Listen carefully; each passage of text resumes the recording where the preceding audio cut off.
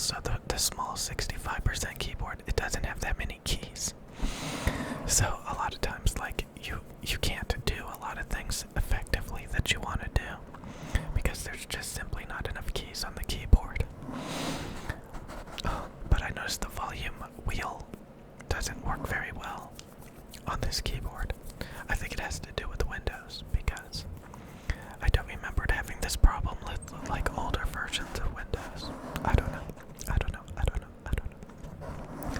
But yeah, also, I was wanting to like buy a Electro Voice RE20 microphone, dynamic microphone for a while. I've actually had one and I don't even like the way it sounds. I just like the idea of it. Like I said, I've already owned it and I got rid of it and I don't really like the sound of it. And it's not very sensitive, so there's some audible hiss sometimes from the preamp being stressed. The preamp being stressed. So you need like a really good preamp and you need to be really loud and really close to it to try to keep the noise floor down. But it's still audible noise floor.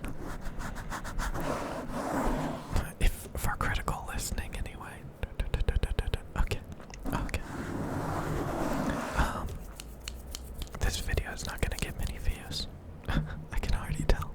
I'm just talking about nerdy garbage, but I thought I would make a lo-fi Blue Yeti video since it's still plugged in. Yeah. My fiance wanted to use the Blue Yeti.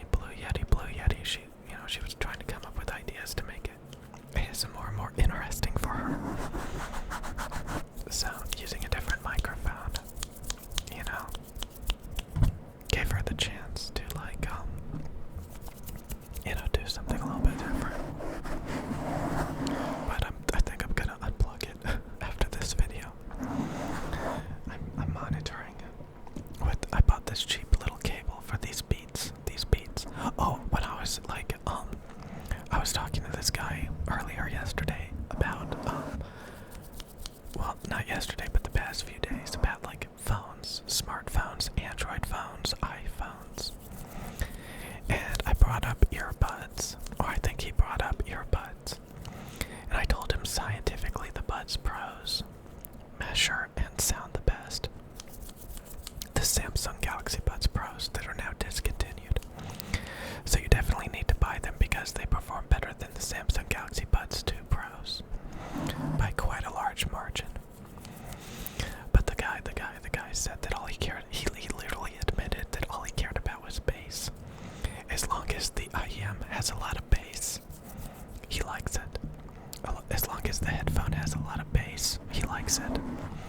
And I mentioned that there were studies by like Sean Olive or something where, basically people don't care about sound quality. Like they think audio equipment has good enough sound quality. They like things like ANC, which like cancels out background noise. Most people cannot hear tonality flaws in modern equipment.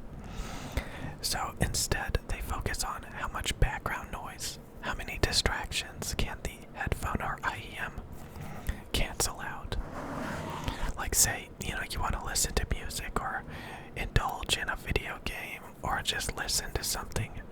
You don't want background traffic, crowds, people talking in the background. You don't want that. So people care more about isolating background sound than actually improving audio quality. But I'm extremely sensitive to audio quality. So like I pay attention still to like which headphone sounds the best, which microphone sounds the best, because I can pick up on tonality problems. The other day, it's kind of interesting. My fiance, she knows about Neumann microphones, but she actually pays more attention to, like, the history of Neumann microphones. And she came across, like, the first Neumann microphone, which was, like, a baby bottle, thing, like, blue baby bottle microphone design, with, like, interchangeable capsules, I think, even, and stuff.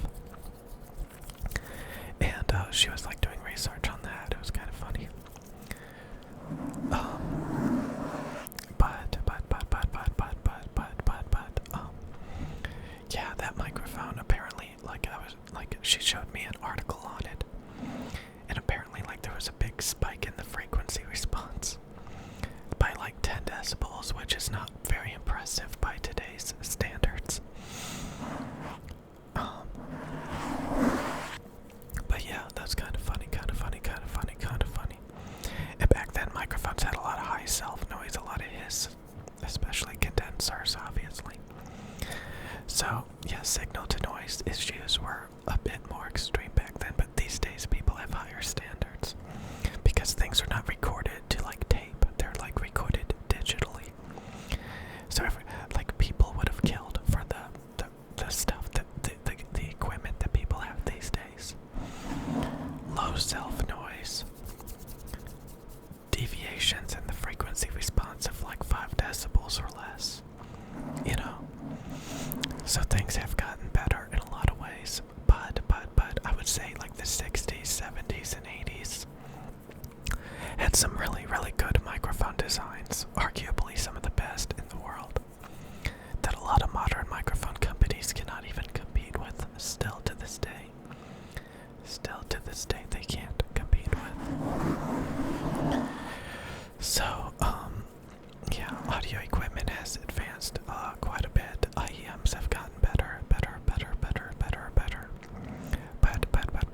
But there's still like audio equipment that just surpasses everything else. And a lot of that equipment came out a long time ago. So like I said, I kind of wanted to get an Electro Voice RE20 microphone, even though that has a very colored mid-range from 1 to 5 kilohertz. It looks like a W. It like peaks out, it like scoops down, then goes back up, then scoops down, then goes back up. In the high mids from 1 to 5 kilohertz, it's like a W in the frequency response. It sounds really colored. And since it's a not very sensitive dynamic microphone, you can hear some preamp hiss, because the best theoretical preamp has a deep EIN of like -133, -132 dBu. Typically, most audio interface preamps have like, if you get a really good one, low self-noise, it's not going to do any better than like -131 dBu. -100, and that's actually not very good. Still, when trying to power like a dynamic or especially a ribbon microphone. So if you get a very sensitive, large diaphragm condenser that has low self-noise, you can basically get insane